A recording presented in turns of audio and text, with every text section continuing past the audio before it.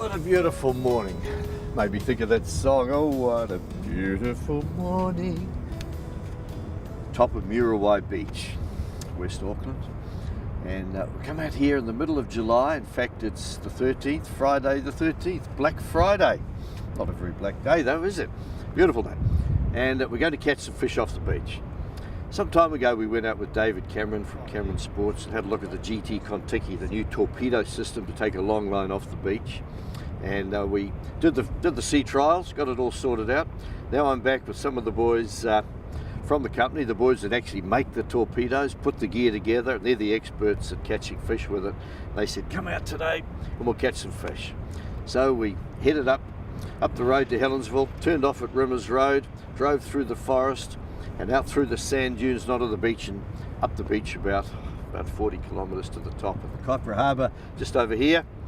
Australia's way over there, and there's some fish just out here. We're going to go and catch them. Good day, mate. Yeah, it is. Great day for it.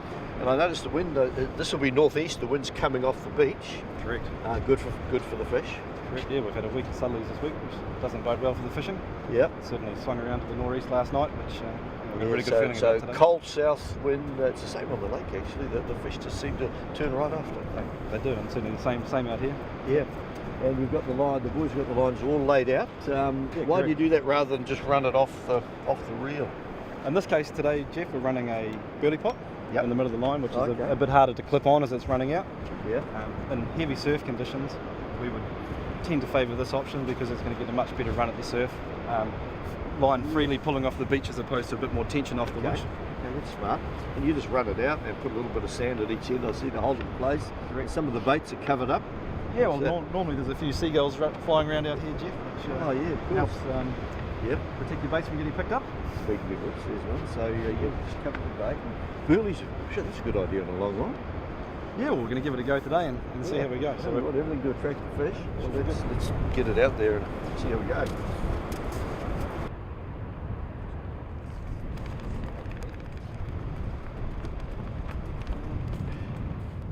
So you always check that everything's going before you throw it in the water. Yeah, we'll just have a quick check and make sure that it's all going. Yeah. What do you do with the rudder today? Pretty much straight? Just straight out. We'll point it where we want it to go.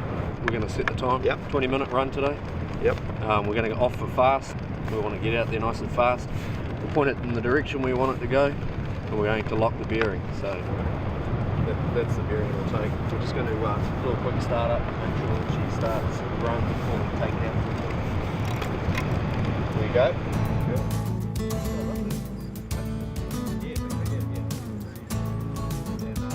I can see why Leon is wearing waders.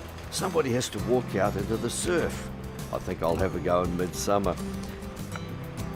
After checking that the propeller is running fine, he carries the Kontiki down to the water and launches it.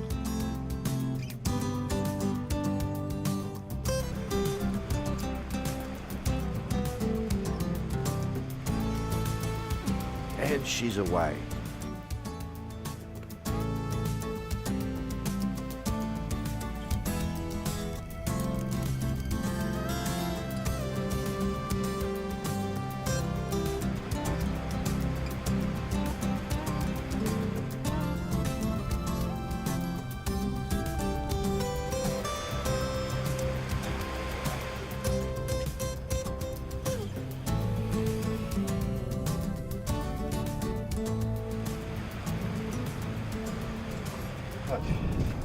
Geez, it works well with it laid out on the beach. It just goes so smoothly. Yeah.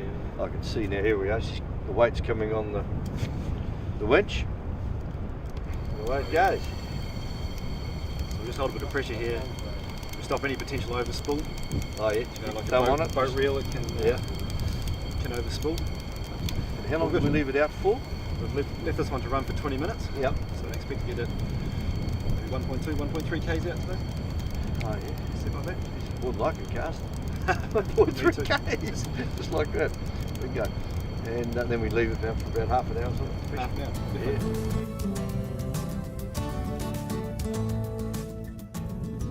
I'm just going to load the other Kontiki into the truck and take it down the beach about 500 metres to get well away from this one, so there's no chance of them tangling each other, and put another one down here.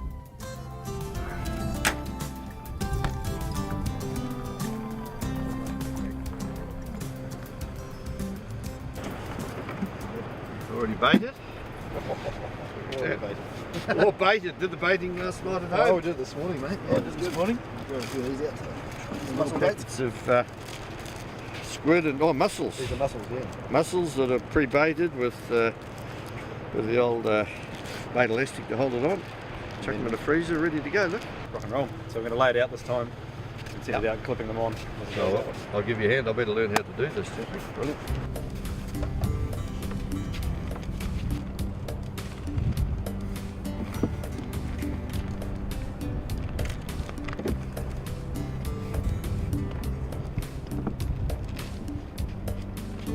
You're pretty good at that after a while, aren't Leon? Yeah. Just like second nature. Yeah. But you've got to make sure all the battery, everything's firmly connected. Yep. No leaks, no sand in the cracks. Yep. It's Clear all the tight. sand, sand off the seal.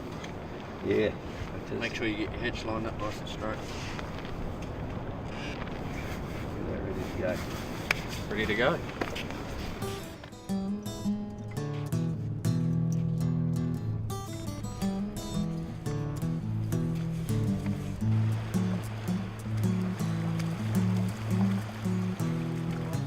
This is like a well-oiled military operation.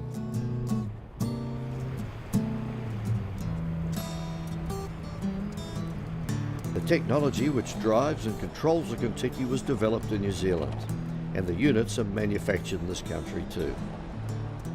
Rather than lay it down on the beach, he's just clipping them on as they go, as it goes past every second stop, by the look of it, which separates the baits so they can't get too close together and tangle each other. It's like any long line system.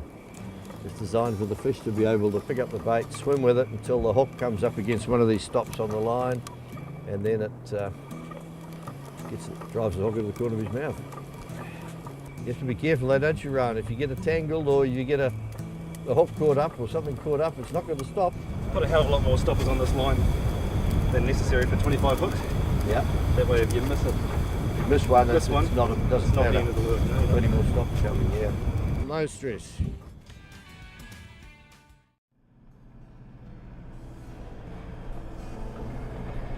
Beautiful sight, eh? Car in sight.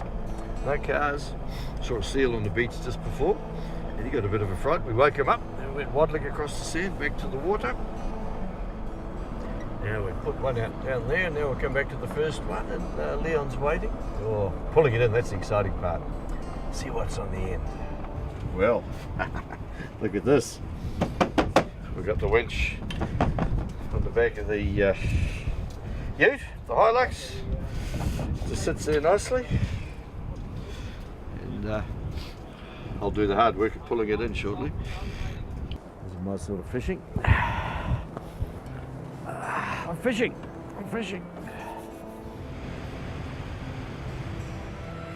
Well, this is the way to pull it in. I like it. Just spread it across the face of the wheel as you do when you're fishing. And having it up on the back of the truck, of course, keeps the line up off the sand, so we're not pulling in lots of sand onto the spool. Leon's down at the water's edge holding it up in the air like this to keep it up off the sand also. Probably comes in a bit smoother when it's up in the air. We've been fishing for about half an hour in the water. Soak time, the boys call it, which is the time the baits are soaking in the water.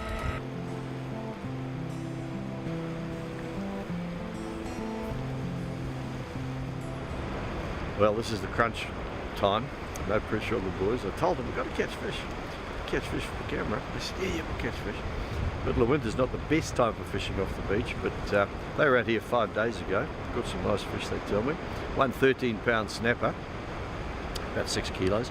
They said the stomach was full of crushed shellfish, like big tours. They may even have been toiros, which the snapper would have been coming in, and they've got the most powerful jaws. They just crush up a big shellfish, just like we're eating candy. And they'd be feeding on the banks way out there where the surf is breaking, I guess. Way too far to cast with a surf casting rod, but of course with the GT Kentucky, takes the line out for 13 to 1400 metres, 1.5 kilometres if you want. Hopefully that's where the fish are. So this is the best part of the operation. Seeing the line coming in, waiting for those fish to come flapping through the waves.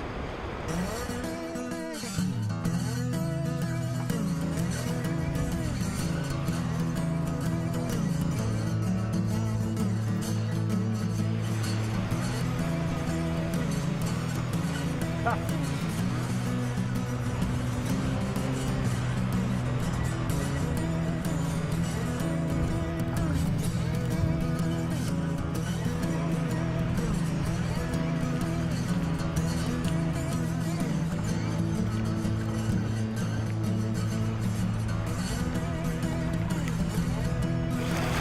on outside today.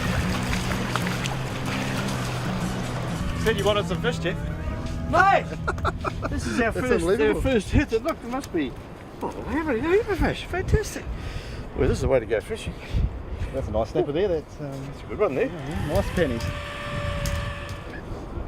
16 fish. Well, 15 and a half actually.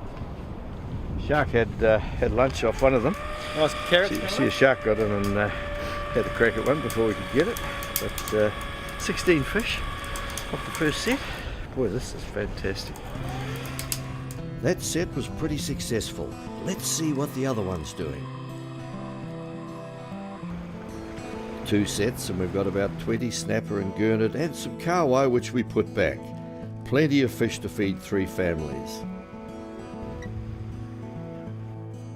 There is still some juice in the batteries and you could do a close set, but we don't need any more fish.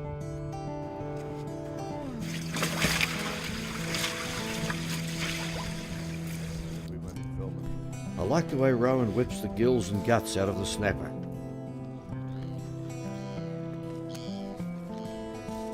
Like all experts, he makes it look easy, and when you put the fish into the salt ice slurry, they'll chill down very quickly.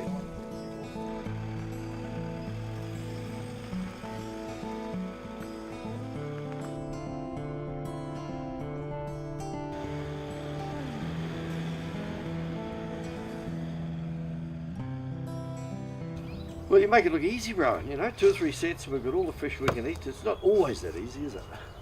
I'd love to tell you it was, Jeff, but no, we've had a great day today, and yeah, thank you very much for making the time to come out and test the GT with us.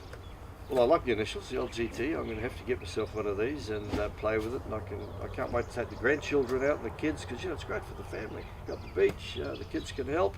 We don't need a boat, do you, for a start? No, we're the best part of 30-minute drive from Auckland here, so it's right on our back doorstep. Just go to the website gtcontiki.co.nz for details.